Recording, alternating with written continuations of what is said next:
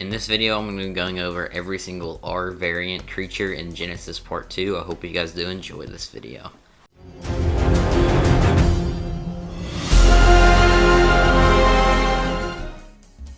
So the R variant creatures are just different variants of the existing creatures in Genesis Part 2 that have different patterns and designs. They also have a 5% melee damage increase and a 3% health reduction. Anyway, so first off is the Reaper Queen.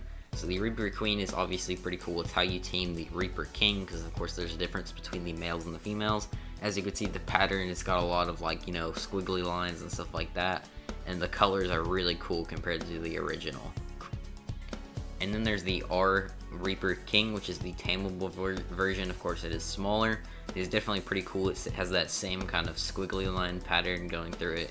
I definitely think it looks a lot cooler than the original Reaper variant that there was in the game. Next is the R Quetzal. So of course we haven't had a new variant in a Quetzal, and I don't think we've ever had one other than the Tech Quetzal. And I'm definitely very excited to see this because, as you can see, it's got a really cool pattern on its wings and a different color palette where it's got two different colors on its wings, which is definitely a really cool idea. Next is the Velonasaur, which most people weren't expecting because it was an extinction creature. Of course, there's a ton of extinction creatures on this map, but the Velonasaur got one, and it's not much different from the original one. It does have a few different patterns and definitely a different color palette, but yeah, that is the Velonasaur. Next is the R Carno. So as you can see, it has a spotted pattern all up its back and stuff like that. It is a very cool color palette because the normal color palette for it is usually like a greenish color. That's how you see it most of the time. This one you get like purples and blues and stuff like that. You find it in Rockwell's Garden, and it is definitely a very cool variant of the Carno. Next is probably everyone's favorite, is the Giga, the first Giga variation we've gotten. As you can see, it's got stripes and dots going all over its back and all over its body that are pretty cool. This is definitely probably my favorite variant out of all of the things because of course it is a Giga. This next creature is the Direwolf. So as you can see, it has a few different spotted patterns throughout its fur, and then it has a different pattern on its face with the lines going up the eyeballs. It is a different color palette. It is more brownish instead of grayish compared to the other one. Next is the Equus, which has a ton of spots and patterns and stripes and stuff like that all over it. Most of the patterns are on the top, and then the bottom is just solid color. These are definitely very vibrant and crazy colors compared to the original Equus, and that is the Equus. Next is going to be the Thylacoleo. So this is probably the one that a lot of people are hyped about because the Thyla is a lot of people's favorite creature, but it's got a kind of slight little few patterns here and there, and it is more of a brownish color.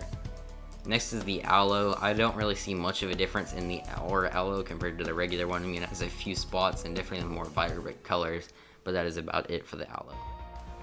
Next one is the Snow Owl. It's probably one of the best ones because the Snow Owl is probably one of the most useful creatures in the game. This variant of it, you can usually find it in brown and gray. Usually the regular Snow Owl is found in like white and stuff like that, so it's definitely a pretty cool different color region. Next is the Procoptodon. So it's not too different. I believe it has like an extra color region or something like that, and it obviously has more vibrant colors as all these R variations do. Next is the Dillo, which has a very different color palette. It is blue instead of the usual green that it is. It also has these kind of like reddish pink like lines and squiggle lines all over it. Next is the Gasbag, which is another extinction creature. It just has a few big spots on the side of it. As you can see there, there's big brown spots. That's about the only difference other than the stat differences on the Gasbags. And the color regions are about the same as the original, except for it's more brown. Next is the Bronto, which is probably the biggest creature that we've gotten one of these for. It's kind of got stripes and squiggle lines all over it. You can usually find it in like red and purples and all kinds of colors like that, which of course you normally don't find it in. Normally you find it in black and gray colors. Next is the R Parasaur, which is probably the millionth time we've got a variant for the Parasaur. It just has a few stripes going down its back or big areas, and it's usually gray, which is definitely different. Usually it's more of like a black or green in the other variants. You can also find it in brown as well. Next is the Turtle, which has some weird patterns going up its shell, and it has very vibrant colors. As you can see here, it's like a bright orange, and then the skin tone is a very like brightish purple or very light purple color, and that is the Turtle. Next is the R Megatherium. It has 3 color regions instead of its normal 2, so it kind of has a lot of variety compared to the original Megatherium.